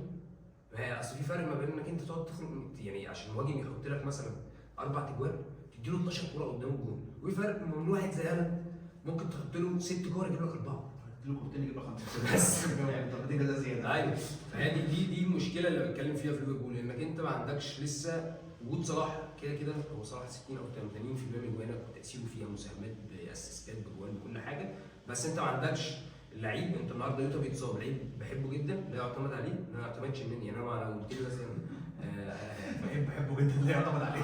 ايوه اللي يعتمد عليه لا هو الجمله حلوه بحبه جدا لا يعتمد عليه. انا ممكن اروح الابطال يوتا يتصاب نونيز ضاع منه، فانت عندك النهارده بتلعب مهاجم لويس دياز وجاكو هم دول الاثنين اللي بيلعبوا مهاجمين بس. فعشان بقول لك حته نوتنجهام هو نونو سانتو عارف يخليك ما تبقاش عارف تلعب، تعمل كروسات بشيلها لك مش عارف ماسك صلاح، فانت مش عارف تخلق فرص. ولما بتروح بكوره تلاقي مثلا نونيز الكوره ممكن يشوط نونيز عايز يقلب انا قصدي بورنموث برضه المدرب بتاعها اكيد اللي بالظبط دي اكيد مدرب هو مش كل منتشر بيلعب يعني مفتوح وفرقه جامده فشخ فبيفشخ في الكل، لا هو اكيد بيعرف كل فرقه بينزل لها بيشوف لها سيستم عشان كده مكمل في حاجه فاهم. فانا شايف انه ينزل ماتش بكره لا عارف على الاقل هيرخم على مين هيعمل ايه لو هو شفت الملعب اكيد قدامكم ده يبقى غباء. هينزل هيحاول يعمل نونو سانتو اللي هو قفل فهو مدرب ذكي في الحته دي، فده اللي بتكلم فيه ان هو ممكن يعرف يرخم عليكم اكيد. بس بمناسبه الماتشات الكبيره والدربيات وكده تشيلسي هتلعب مستعان اصلا، تشيلسي قاعده بتنزل خد بالك. انا قعدت اقول لك سيتي هتطلع قعدت تقول لي سيتي مش هتطلع خلاص بالك هم ايه بقى هم مالهم استقصدوا كلامي استقصدوا كلامهم انا فاهم ما رضيوش اللي هم كمل ما رضوش يكملوا هم انا وثقت فيهم وهم ما وثقوش في نفسهم. ده اللي كل الحوار اللي على تشيلسي لا اصلا انا فاهم كان بيقول ايه؟ ما بيقولش يا اسطى ما كنت تسمعه. يمكن انت سمعت حاجه مش سامعها. ليش اتفضل. بس فبقول لك لا تشيلسي يعني كانت عامله بدايه حلوه جميل ماشي كلنا كنا عارفين كده وانا قلت لكم كده، بس مره واحده فجاه. بس انا والراجل ده انا فاكر قلنا ان هي مش هتكمل، قلنا ران جميله ولذيذه بس مش هتكمل. يا عم ماشي لغايه دلوقتي على فكره ممكن تكمل عادي. خد بالك باين ان هي مش هتكمل. ممكن تكمل عادي، اصل هي وقعت كذا ماتش ورا بعض بس ممكن ترجع تاني بالمر اللي ابتدى ريشي لورك يعني بالمر اللي ابتدى الانفولمنت بتاعه في على فكره انا قلت لك من اول بالمر جزء كبير جدا من تشيلسي. ما انت هتقول بقى انزو فاق وجاكسون فاق والفرقه قلت لك بالمر لو هبط الفرقه دي مش هتطلع كوره. ليه ما تقولش الفرقه كلها هبطت مع بعض؟ ايه؟ ليه ما تقولش الفرقه كلها هبطت؟ لان الواد لما كان في الواد بيطلع نار الفرقه وكانت الفرقه ساعتها مساعده، كانت الفرقه ساعتها فايق يعني. هو كان كذا حد معاه فايق او كويس. انزو كان بقاله ساعتها بتاع 6 ماتشات عمال يجيب. بص هو مش هكدب عليك يعني لما تتفرج عليهم برضه عشان برضه دي عارف هم ما بيلعبوش وحش. يعني هم بيلعبوا حلو جدا تأثيره جامد قوي وانزو جامد قوي. النتائج مش حلوه ماشي بس انت النتائج مش الطريقه فاهم. انت ستيل نتائجك مش اخر حلوه 5 ماتشات الماتش ماشي بس لسه ما بعدتش برضه. ماشي تشيلسي نزل كام؟ تشيلسي نزل سادس. انت لسه بتتكلموا دلوقتي ان ان السيتي لو كسبت ارسنال ممكن تطلع ايه تاني وبتاع. تخيل كل ده في سيزون السيتي ده فاهم ما بيقدمش كوره خالص بس نتائجها ده تاني بعد ما كانت ممكن فاهم. بص تشيلسي فانا يهمني بس النتائج عشان الفرق ما بينهم كلهم مش كبير. تشيلسي سادس. لا هي ارسنال والسيتي مش هتطلع تاني، السيتي لو كسبت انت النهارده يبقى فرق 3 نقط. فاللي هو ماتش ارسنال هتروح تلعب مش عارف مين تتعادل خلاص. لا انا فاهم انا مش لازم لا بس اللي هو فاهم السيتي بادائها ده والكلام الوحش ده كله هي بتاع فاهم. بس ده اللي يهمنا. فانا اللي بكلمك فيه انه انا كان مقتنع ان تشيلسي فرقه حلوه بس ماريسكا. المشكله كمان ان ماريسكا حلو يعني ماريسكا مدرب جامد. وانا قلت لكم هي تشيلسي مش هتنافس على اللقب، بس هي هتخش في التوب فور. انا لسه عندي كلام ان تشيلسي هتخش في التوب فور. ماشي. فكره الاستمراريه بقى اللي هم يكملوا المشروع بتاع ماريسكا ده ويدوا كل الصفقات. مش مشروع اصلا، مشروع مدرب اتسوقي مش مشروع عقد. لا والله لا مشروع عقد الفاشل يعني. بالظبط. ماشي. هو مشروع جميل ومشروع بيتعمل بس فاشل وهيفشل ومش نافع. بص انا شايف ماريسكا جامد، بس هي الفكره ان هو انت بس اداره تشيلسي بتجيب صفقات كتير، وطبعا مش عايزين نشتم حد يعني بتشجع تشيلسي فرقه يعني لحد دلوقتي موسم كويس. بس انت دلوقتي فكر فيها، انت بتجيب لعيبه وقاعد تمشي وتحط ومش عارف ايه، بس لو فكرت تتفرج على اداء بالمر لما هبط، وده عادي على فكره، بس اللي بكلمك فيه انك انت حتى ما فيش حد حواليه يعني ايه مدويكي لما ابتدى يجيب فورمه برضه، لما بالمر وكي باسز والحاجات اللي بيعملها قلت، مدويكي هدي حلو قدام بالمر. انا بحبه جدا بس هو قدام يعني الواد ده ما شفتوش ونفسي اشوفه قدام سكتر بره، نفسي خلاص بيختفي. مفيش لعيب في تشيلسي غير بالمر يعرف يا عم يشيل الفرقه شو كامل لوحده، بس الفرقه واقعه طب انا يلا نتعالى. لا هي الفرقه فعلا بالمر بس. يعني من الاول عامه انا من الناس اللي كنت بقول معاك ان هو لا ده في انزو وفي، بس بصيت لا الواد فعلا بيلعب ماتش وحش، الفرقه خسرانه بس هم بيلعبوا كوره حلوه. ايوه انا كده قلت لهم. خلينا بقى في البريمير ليج بحاجه كانت طالعه كذا حد يتكلم عليها. احكي لكم قصه حلوه حصلت الاسبوع اللي فات. انت النهارده كان في ماتش ولفرهامبتون وارسنال، الماتش ده اتطرد فيه حد حلو تمام. قبل الماتش كان في حاجه زي ويب سايت او حاجه ممكن تكون بيج، يعني ان هي المفروض ان هي حاجات في المراهنات هناك بتنزل في انجلترا ان بس حاجه هتحصل بيت عليها، فاهم؟ واغلبيه الوقت حاجه بتحصل. قبل الماتش بيومين نزل ان مايكل اوليفر حد يوم ما يحط رهان ان مايكل اوليفر هيطرد حد في ماتش ارسنال. خلاص مايكل اوليفر ده الحكم. وابتدى الموضوع يتروج له، وبيت كذا حاجه من الحاجات اللي الرهانات خدتها وقعدت تعمل عليها ادز وكده، والناس فعلا ابتدت ايه تراهن على فكره مايكل اوليفر. فكره ان فعلا هو مايكل اوليفر ده اول ماتش كان يحكمه الارسنال من 3 سنين ساعه ما مارتينيلي اتطرد. حلو. بيحب انا في ماتش ارسنال. لا هو طرد لنا ناس كتير، بس بقى هي الفكره كلها ان ايه ان الموضوع كان متسرب، فالناس كلها بتتكلم بعد بقى الماتش ما نزل الطرد كان تافه. حلو. بتاع مايكل اوليفر، وفي نفس الوقت مايكل اوليفر ده مدرب محكم سوري من اداء حكام لجنه الحكام. كان في ماتشات قمه، كان في ماتشات اتقل ممكن مايكل اوليفر يحكم لها، بس هم خلوه يحكم ارسنال وولفرهامبتون. وبعد كده بعد ما نزل واتطرد، فابتدت بقى الناس تتكلم على تويتر وحصل هوجه كبيره ان ايه ان في منظومه وان في مافيا وان حوار المراهنات وان في رشاوي في لجنه التحكيم بتاعت انجلترا، انها دي مش اول مره تحصل. خلاص. بس المره دي كانت اون سبوت قوي، لان كانت ارسنال يعني كانت بتحصل زمان في ماتشات قمه. المره دي كان الموضوع والناس كذا حد اتكلم عليه ان هو حوار التحكيم الانجليزي والحاجات اللي بتحصل دي، لا دي فيها مراهنات وفي وراها شركات ويبقى في اتفاقات ان الحاجات دي تحصل، لان في حاجات بتطرد تبقى تافهه اللي هم كارتين صفر، فاهم؟ ابسط مثال فاكر مارتينيلي اتطرد امتى؟ مارتينيلي اتطرد من 3 سنين، كانت كره اعتراض كده خد فيها كارت اصفر. كارت اصفر بس دي عشان اطرد صراحه بتاع مارتينيلي دي. الطرد اللي حصل ده كان طرد بقى ولا كان نفس الكونسيبت. كان هو يعني بص هي في الاول وفي الاخر هترجع تتكلم وتقول تقديرها للحكم، فاهم؟ بس هي كان نفس الفكره. كانت واضحه قوي بعد التسريب ده، وبعد ان انت ماتش تعبان. انا كنت بس عايز اتكلم فيها انه اصل مايكل اوليفر ده بيطرد لنا لعيبه كتير قوي، بس خلاص. خد بالك اخطاء التحكيم موجوده في كل حته في الدنيا، بس موجوده هنا في الدوري المصري. بس لما الناس تكون عارفه ان في اخطاء، ما الناس كلها عارفه ان هي موجوده في الدوري المصري. ما لسه ماتش بيراميدز لسه الونش بيقول لك عامل ضربه جزاء ولسه شديده ماتش حالا صح بقى؟ ولسه المعلومه دي صح ولا ايه؟ ولسه في ماتش بيراميدز الاسبوع اللي فات مصر كلها اتكلموا وبقى قال لك لا مش طارد. حلو وانت دلوقتي لسه راجل قايل لك على ضربه الجزاء ووريها لك، قلت له يا عم واحده لا بيراميدز لا قصدك اللي هو طرد البيراميدز خده انت شايفه مش طرد؟ ده انا شايفه مش طرد. الناس كلها شايفه ان هو مش طرد يا ابني، ما حدش قال اللي هو طرد. النهارده مثلا شايف في ضربه جزاء لبيراميدز بس كده سيبك ان هم داسوا على الشوط ضربه صفر، بس ضربه جزاء للناس حرام، فاهم؟ هيبقى 4 انا غلطان.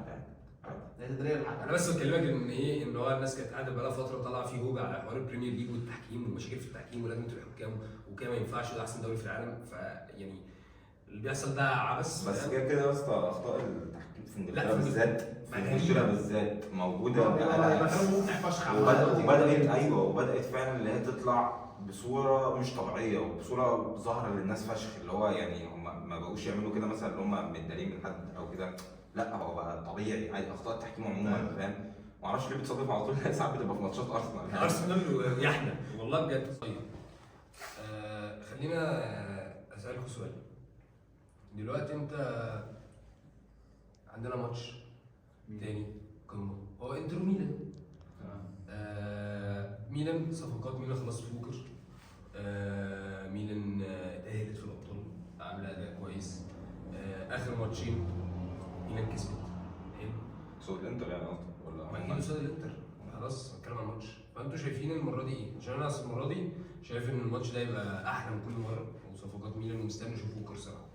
بص، انت لو جيت بصيت على التشكيله اللي ممكن تبدا الماتش ده، انا لما شفتها يعني شفت التشكيله اللي ممكن تبدا، عجبتني تشكيله الميلان. يعني اول مره في كذا ديربي من ديربيات كتير تشكيله الميلان فعلا حاسس ان هي ما فيهاش نقص. كل مكان في لعيب دلوقتي مؤدي حلو. يعني انت عندك المفروض اللي على الشمال هيبدا لياو، النص توموري، وهيبدا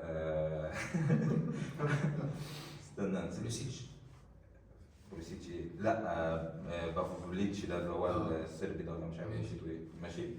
وعلى اليمين ووكر هيبدا. في النص بالناصر. هو انت قلت على الشمال ليه؟ انا مش فاكر كام خط هجوم، انا خط مش قلت لك ورا يا اسطى، انا قلت لك ورا. مش قال لي على الشمال. انا قلت لياو؟ انا قلت سيو. انا مش قال لك توموري، انا افتكرت ابراهام فهنجم. قلت هو بقى يجيب مركز انا ما فهمتش. انا قصدي سيو والله، قصدي سيو. ماشي. دول الاربعه اللي ورا في النص بالناصر وموسى ده اللي هو الامريكي ده، ماشي. ورينجرز. ماشي. وقدام بوليسيتش وابراهام ولياو. فالتشكيله حلوه، التشكيله فاهم. بس انت حد شاف اصلا امبارح يوم الدوري الابطال يوم الاربعاء لما ميلان خسرت من دينامو زاغرب، صح؟ لا اتعادلوا في الاخر؟ انا شفت جون اللي هي الغلطه اللي كانت في الاول، خلاص بعد كده شفت جون كان غلطه في الدفاع، وبعد كده شفت جون التعادل بتاع ميلان. ما علينا يعني. في مشاكل كتير جدا حصلت بعد الماتش. في لعيبه مش راضيه عن طريقه. ايه؟ ما انا قلت لكم. انا شفت اول جونين 2-1 صح؟ لا اصل في مشاكل حصلت في الماتش. في مشاكل حصلت بعد الماتش اللي في لعيبه كتير منهم طبعا انا بالنسبه لي اقسم بالله لعيب يا جماعه بتاع مشاكل واخد ضجه يعني. لياو سيو. انت فرحان بالفاول اللي هو جابه فينا في الصراحه؟ هنشوف الماتش ده هيحصل. المهم يعني سيو مش عاجبه طريقه كونسيساو. جود رابع ولا ايه؟ لا مش سيو مش عاجبه طريقه كونسيساو المعامله معاه ومع اللعيبه. هو كونسيساو حتى لما كان جه في الاول هو جاي اللي هو صارم وحازم جدا في كل قراراته وفي كل حاجه، بيتعامل مع اللعيبه اللي هو مفيش هزار، جد على طول. بس طب يمكن ده اللي مخليه يعمل ده حلو اصلا. لا كل انا فرقة بقول لك سيستمها. اللعيبه عامله مشاكل على الحته دي. انت عندك مراته خرج بعد الماتش قال لك مش عايز يكمل وبتاع عشان ما بيلعبش وكده. طب وانت ايه رايك في الماتش عامه يعني؟ الماتش انا قلت لك الماتشين اللي فاتوا قصاد الميلان قلت لك الماتشين دول هتخسر وانت مش هتأدي بشكل حلو وبتاع. الماتش ده غير. عشان لاتورو باتريك؟ لا عشان لاتورو فورمه. لاتورو انا بالنسبه لي رجع بالفورمه ماشي. الفرقه كلها دلوقتي الاصابات بدات ترجع لك. انت اصلا من بدايه الموسم انت ما بتلعبش باتشيربي وبافارد. حلو. والاثنين بالنسبه لي اتشيربي كده خلاص كبر في السن بتاعه، بس بافارد ده اساسي. تمام. بافارد رجع وهيلعب اساسي ولعب اصلا ماشي. انت شايف الاثنين نازلين من فرقتين حلوين فورمه كل مركز. دافع انتر اكتر. بس دافع انتر اكتر. اقول لك دافع انتر اكتر ليه؟ انت بالنسبه له من فكره اللي انت تخسر دلوقتي جاي لك في وقت مهم جدا، جاي لك في وقت انت بتنافس فيه مع نابولي ما بتخسرش. لو كسبته ده قصاد الفرق ده. نابولي ما بتخسرش ومركزه في بطوله واحده بس وكل الكلام ده، وجاي لك في ماتش ديربي للمره الثالثه على التوالي. فانت انت ما ينفعش تخسر الماتش ده. انت هتخش الماتش ده كل قوتك وكل نجومك. الميزه كمان اللي انت لو قلت له دلوقتي رجع لك بالفورمه بتاعته، اخر 6 ماتشات جايب 7-8 اجوان بعد الهاتريك اللي جابه في دوري الابطال ده، وبعد الهداف التاريخي بتاعك في دوري الابطال. فهو داخل بفورمه مصيبه يعني. بس ايش تكمل يا عم. المهم ان هو هداف التاريخي بتاع جاب كام جول في دوري الابطال؟ 17. انت في التاريخ 17 في دوري الابطال 17 جول والله. انا في السنه اللي جاب سيزون. طب انت رئيس. مش ماشي. انت عارف قبل كان مين؟ ادريانو كان 14. انتوا قصه تعبانه قوي. عشان ما فيش حد لا دي كان بيكمل، لعيب جاب جولين في المجموعات، كان هدف. ما فيش حد بيكمل أيوة، اللي فاهم. هو انا فاهم. فاهم. طب دلوقتي انا عايز اسالك سؤال معلش، دلوقتي انت شايف سيزون الانتر نوعا ما كويس طبعا، تمام؟ دلوقتي انت عندك نابولي كسبت اتلانتا، كسبت يوفي، لاعب روما، فنابولي واضح ان هي قدام الفرق الكبيره تقدم اداء عادي وبتكسب. دلوقتي متصدر الدوري، طبعا انت لو كسبت ماتش مؤجل هتبقى زيها في النقط وتبقى انت متصدر فرق اهداف، بس نابولي ممكن تاخد الدوري بقى. يعني السيزون يخلص ان انتر هتقع ونابولي ما تقعش، عشان كسبت بطوله واحده كمان. ما بالظبط، ما بقول لك نابولي ممكن تاخد الدوري طبعا. كنت هو اكتر مدرب تعرف تجيبه يحقق لك دوري في موسم، في نص موسم. بيجي خلاص دوري بيجي يتعب غير اللعيبه اللي في نابولي دلوقتي. السكواد بتاع نابولي حلو، لا حلو انا بقول لك لوكاكو موجود فورمه كده كده في الدوري الايطالي، بيبقى شغال كويس. شغال مع كونتي مش غير الدوري، شغال مع كونتي ديفيد نيرس لا، كان شغال مع روما شويه السنه اللي فاتت. على قد يعني. ديفيد نيرس ماشي. تتكلم مكتوماي كده كده من اول موسم احنا بنقول هو جامد. السكواد انت خرجت كفاره دلوقتي بمبلغ اكيد هتعوض. الكلام كان فيه كلام كتير جدا على جرناتشو، وكان فيه كلام كتير جدا على كذا لعيب تاني اللي هو ممكن يجي نابولي في الفتره اللي احنا فيها دي دلوقتي، فاهم؟ فانت كفرقه نابولي انت بتنافس على حته واحده بس، بسكواد بتلعب ماتش كل اسبوع، سكواد انت جاهز. شايف ماتش رومي عشان بس في نقطه بالنسبه لماتش رومي، شايف ان نابولي، انا بالنسبه لي شايف ماتش سهل. نابولي؟ اه لا هو مش سهل. هو بص هو يعني هو ماتش عادي. وحش بس لا هتكسبه عادي. ماتش سهل مش لنابولي وانا شايف كده برضه. لا، مش سكور يعني، بس زي ماتش يمكن الناس ده ضامنه مكسب يعني، لا، ممكن مش تخسر بس الفرقه نازله ماتش بالنسبه لها مش الماتش لو قفل هيتعادل. ما انا ماشي بس اللي هو انا مش ضامن، مش نازل ضامن المكسب 100%. لا. فاهم؟ مش نازل مثلا قدام فرقه المركز 15 بس اسهل من الماتشات نابولي عدت بيها دي وجهه نظري. اكيد لان روما كده كده دلوقتي مش حلوه. روما في فتره كل شويه تغيير مدرب، بيقعوا بيرجعوا ماتشين مش عارف ايه، فاهم؟ فلا نابولي ماشي كده كده معاها الافضليه اللي هي تكسب يعني. اللي هيحدد اصلا انا بالنسبه لي كل اللي هيحدد الدوري ده ماتش انتر ونابولي. فاهم. ومستوى انتر ساعتها، لان انت مركز دلوقتي تلعب كذا حته، ولسه هيبقى عندك كاس عالم للانديه، لسه في لعيبه اصلا مصابه عندك ولسه مش عارف ترجع امتى. يعني انا تقريبا هم كانوا قالوا اللي كان هيرجع الماتش ده هيبدا اساسي. انا بالنسبه لي دي لو حصلت هيبقى فارق فشخ في الماتش. بس بقى في الاخر لو وصلت لحد هنا ما تنساش تعمل سبسكرايب وتقول لنا ايه رايك في توقعات الاسبوع ده وايه اللي هيحصل في قمه الاسبوع.